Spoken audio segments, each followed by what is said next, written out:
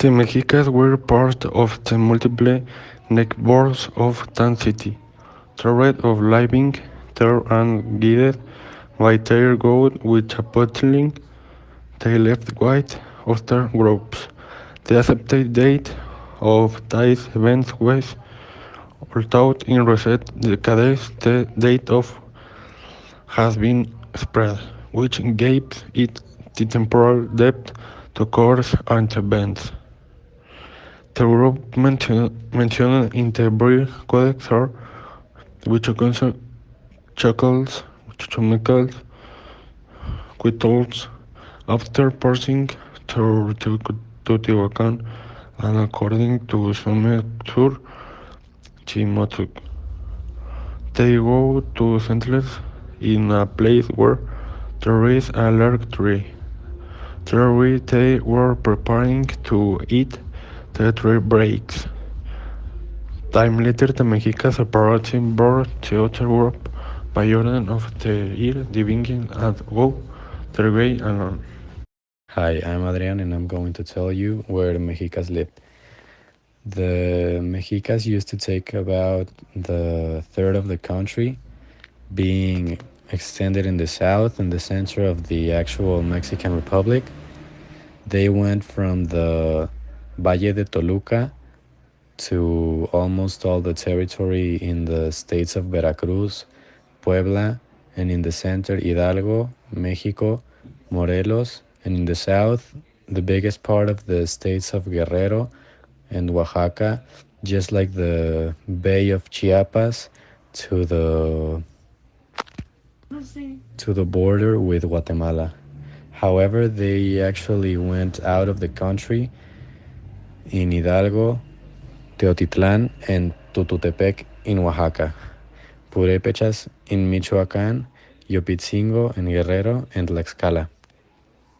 The Mexicas social division was firstly composed by the most important part, the Tlatoani.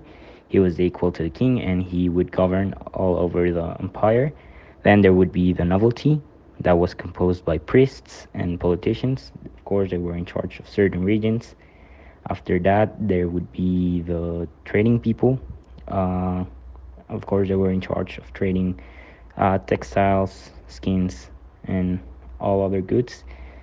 After them, they would come the normal people, the common people. They were mainly farmers. Uh, they were in charge of producing all the food, and they lived in cities. And finally, there would be the slaves.